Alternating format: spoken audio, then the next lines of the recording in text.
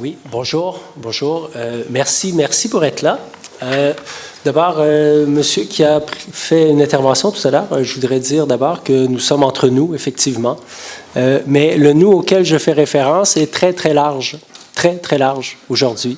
Et pour ma part, c'est ce qui m'émeut beaucoup, que l'appel qui a été lancé à chacune et à chacun ait été entendu aussi favorablement depuis ce matin. Le « nous » d'aujourd'hui recoupe des gens de la députation à l'Assemblée nationale. Le « nous » d'aujourd'hui recoupe des gens des directions générales des collèges. Le « nous » d'aujourd'hui recoupe des gens des directions des études des collèges. Le « nous » d'aujourd'hui recoupe des collègues professeurs d'université dans différentes disciplines. Le « nous » d'aujourd'hui recoupe des professeurs de collège de plusieurs disciplines. J'en vois beaucoup ici.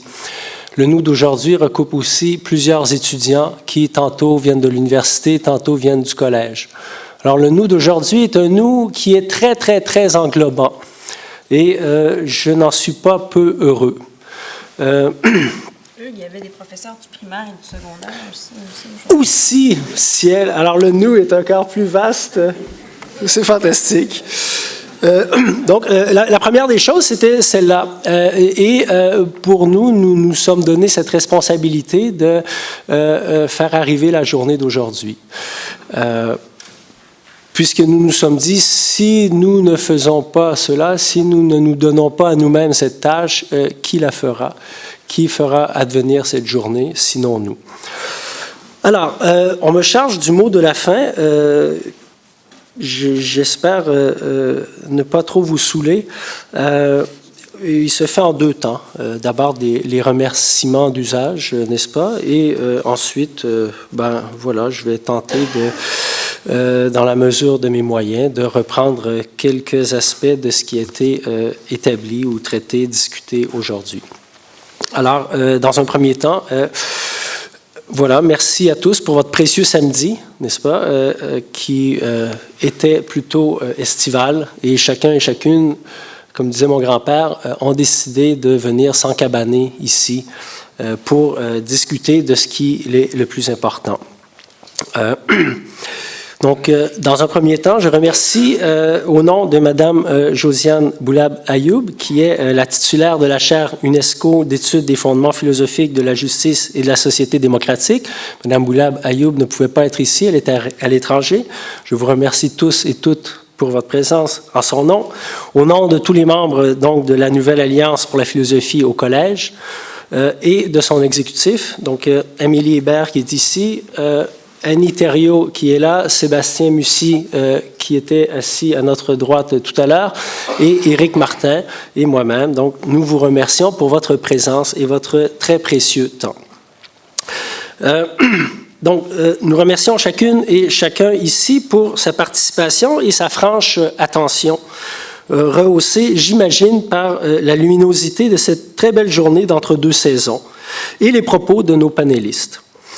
Que ceux-ci, nos panélistes, femmes et hommes de différentes générations, de différents milieux et horizons, soient d'ailleurs aussi très chaleureusement remerciés de M.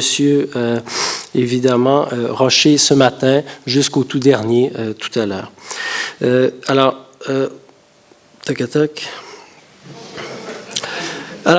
qui donc de sa très honorable retraite comme M. Rocher, qui de Québec comme Gilles Labelle, ou d'Ottawa, comme Gilles Labelle et Gilles Gagné de Québec, donc, ou de sa campagne a joint sa voix aujourd'hui à notre inquiétude devant la situation présente, nous disons merci. Pour leur soutien moral et financier, nous remercions aussi les directions des collèges Annecy, Sainte-Foy et Édouard-Montpetit à Longueuil, particulièrement M. Benoît Pagé, Mme Sophie-Manuelle Genet, M. Jean-Pierre Saint-Pierre, Mme Josée Mercier et M. Serge Brasset. Pour les mêmes raisons, donc de soutien moral et financier, nous remercions aussi très amicalement le département de philosophie de l'Université du Québec à Montréal et les membres exécutifs de l'exécutif de la Société de philosophie du Québec. Tout spécialement M.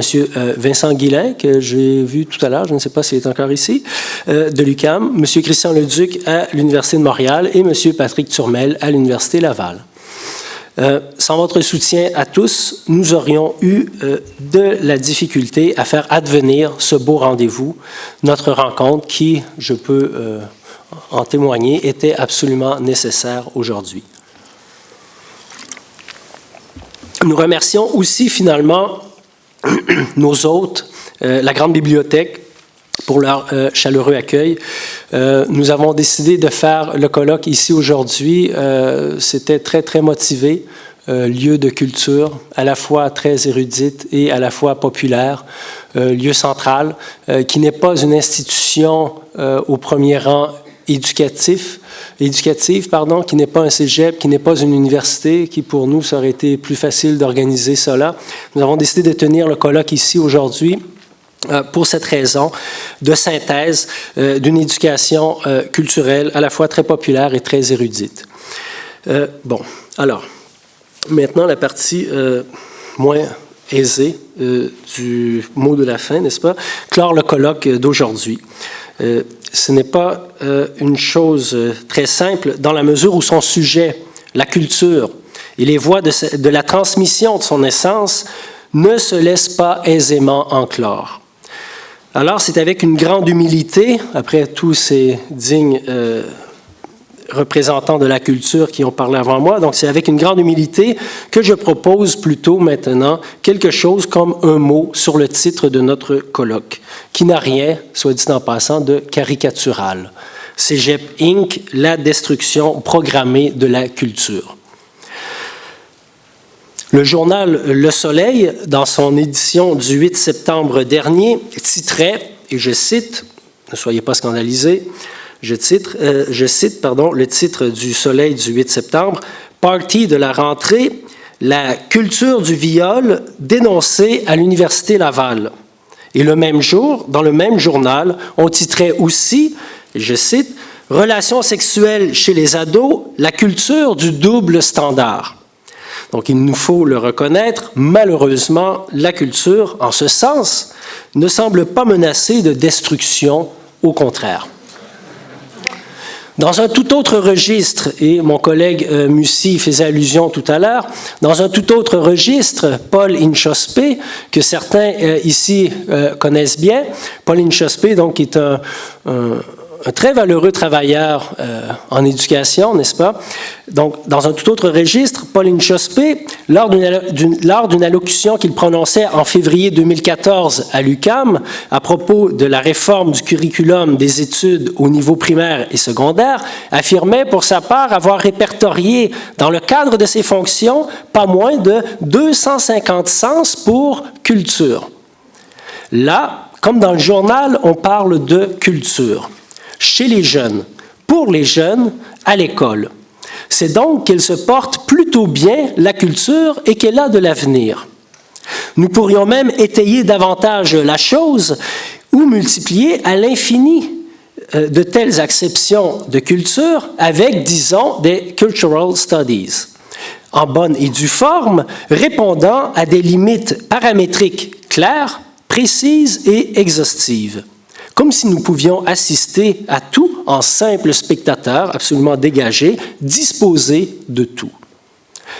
Nous en tenir à ces cultures-là, tantôt bien pensantes, tantôt provocantes, tantôt ordinaires, tantôt tragiques, ou plutôt nous en tenir à cette culture de ces cultures-là, reviendrait toutefois, dans les faits, à épuiser notre attention sur le toujours manifeste, l'immédiat, le déjà positivement donné comme la lumière du jour.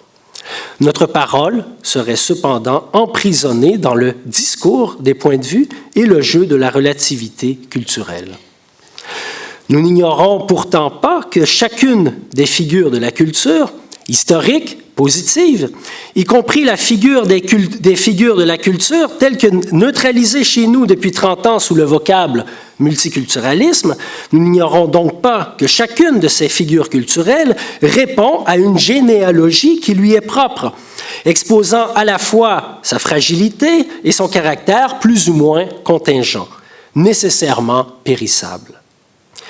Nous dispersant dans le multiple de la positivité culturelle, assurément, nous glisserions à côté de la responsabilité politique qui nous incombe à tous, lorsqu'il est question d'articuler ou de défendre quelque chose comme un programme d'éducation.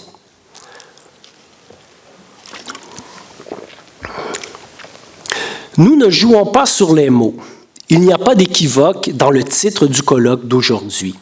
Et s'il y avait encore besoin de le spécifier, affirmons-le franchement, ce n'est pas cette positivité-là de la culture qui risque d'être déprogrammée des cégeps devenus des cégeps Inc. D'autant moins que toutes les guises positives de la culture sont susceptibles de s'accommoder parfaitement bien avec l'idée de l'industrialisation de la culture et de son mode de gestion par offre et demande. Que faut-il alors comprendre avec ce titre aux accents des plus graves? La menace très vive dont il y va aujourd'hui, en maintes dimensions du vivre ensemble, mais particulièrement en éducation, concerne l'empêchement délibéré, systématisé de tout mouvement originaire en chacun de nous à se porter vers ce dont il ne peut effectivement disposer, maîtriser, contenir. Ce mouvement originaire est à chacun sa tentative propre de s'expliquer infiniment avec sa finitude, d'apaiser, en la nourrissant, son insatisfaction devant ce qui est à chaque fois découvert ou conquis. Ce dont nous ne pouvons pas disposer, dominer, contenir, essentiellement, absolument, c'est la négativité de la culture. Négativité de laquelle procède et procédera toujours toute forme positive culturelle, tel un mystère qui se cache derrière ce qui se fait jour. Qu'est-ce à dire, en particulier, pour l'école et le cégep? Comment faire droit à la négativité, si tant est que nous puissions parler ainsi? Généralement, lorsqu'un professeur tente de communiquer l'incommunicable, de dire l'indicible, de faire voir l'invisible, qui confère sa richesse à une image, une émotion, une idée, un savoir, une croyance, une situation, généralement, c'est en direction d'une pareille négativité qu'il fait signe.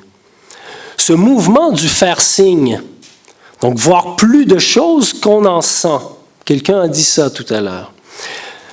Donc ce mouvement du faire signe est le sel et de l'enseignement et de l'apprentissage. J'en appelle à votre propre expérience d'élève.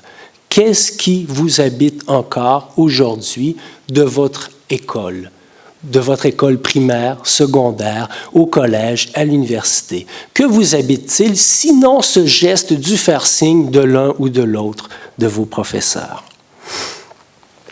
Vous savez, au niveau collégial, depuis la réforme Robillard de 1993 et l'implantation de l'approche dite par compétence, le vocable et les petites cases imposées par les docimologues du ministère de l'Éducation sont comme autant de lits de Procuste dans lesquels on tente désespérément de faire tenir la négativité de la culture. En réformant ainsi la manière d'enseigner, la pédagogie, disions-nous, c'est pourtant à ce qui est enseigné qu'on a à tenter. Par exemple,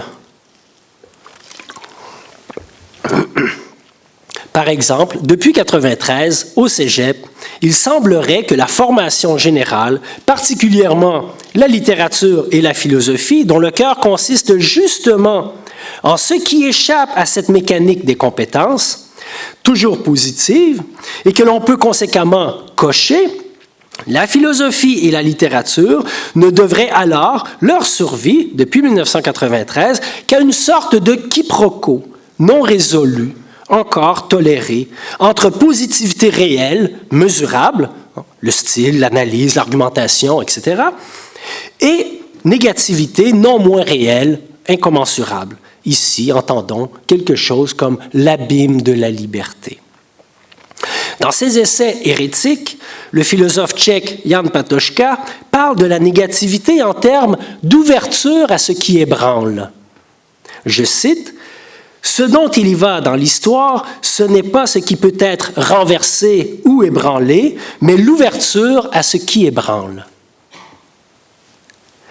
Dans notre histoire collégiale, passée et j'espère à venir, la littérature et la philosophie se sont vues confier cette responsabilité inconfortable, mais ô combien essentielle, d'être le lieu privilégié de cette ouverture à ce qui ébranle, comme exigence de notre humanité, d'une humanité qui se cultive en nous et qui n'est jamais donnée une fois pour toutes. Si la culture, dans un cégep Inc., est aujourd'hui menacée de destruction, c'est que les rédacteurs du rapport Demers proposent d'achever de réaliser le renouveau pédagogique de 1993, notamment en accentuant davantage l'approche par compétences, allant, et je cite le rapport Demers, jusqu'à la granularisation des cours. C'est-à-dire que même un lieu de synthèse qui est un cours, même cela éclate.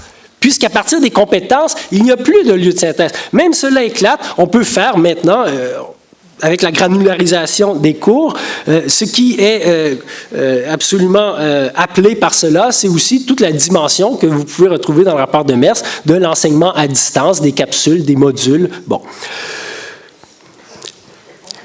Les rédacteurs du rapport Demers somment aujourd'hui le gouvernement d'en finir avec ce quiproquo qui, à leurs yeux, marque la formation générale avec cette possibilité d'une ouverture à et sur la négativité qui fait tâche, assurément, et demeure incompatible avec la proposition faite à la jeunesse de tout mettre en marché, de se livrer elle-même au service du marché. Tout le monde sait que l'heure la plus sombre est celle qui précède tout juste l'aurore. J'ignore si cette heure est venue, encore une fois, déjà, j'oserais dire, pour la formation générale et la mission des cégeps tels qu'ils furent conçus et voulus depuis leur institution. À tous les 5 ans, sur un mode mineur, et à tous les 10 ans, sur un mode majeur, une crise éclate pourtant. Toutefois, il y a des conjonctures plus virulentes que d'autres. Par exemple, aujourd'hui, certains y ont fait référence tout à l'heure, par exemple, aujourd'hui, nous devrons conjuguer le rapport Demers, son éventuelle mise en œuvre par le comité Roulier et le forum, un système d'éducation pour le 21e siècle, qui se tiendra la semaine prochaine au Champlain College à Saint-Lambert par le Parti libéral du Québec, dont l'axe s'étend de la performance éducative à l'arrimage école-emploi. Voilà l'axe de discussion du forum avec sa brochette d'experts, presque tous plus patentés les uns que les autres. En gestion scolaire, ce n'est pas un mal. En management d'affaires, ou en technologie numérique. Rien de cela n'est un mal, sauf qu'il faut bien voir ici que l'axe de travail est assez net. Le cégep a été institué, M. Rocher nous le rappelait ce matin, sur l'équilibre entre la formation générale et la formation professionnelle. Équilibre qui s'est jusqu'à aujourd'hui concrétisé dans la répartition du nombre des cours et des heures enseignées, mais aussi équilibre dans les visées plus ou moins distinctes. D'une part, la personne elle-même et pour elle-même, d'autre part, une éventuelle fonction spécifique dans la société, un travail. Aujourd'hui, sous le couvert d'un souci pour maintenir les cégeps ouverts en région, le rapport Demers appelle à rompre avec la sagesse dont témoignait le rapport Parent en instituant cet équilibre entre les formations spécifiques et la formation générale commune. Le rapport Demers conduit à la destitution même des cégeps en réduisant leur mission éducative à une formation à l'emploi. Travailler n'est pas mal, entendez-moi bien. Un emploi n'est pas mal, entendez-moi bien.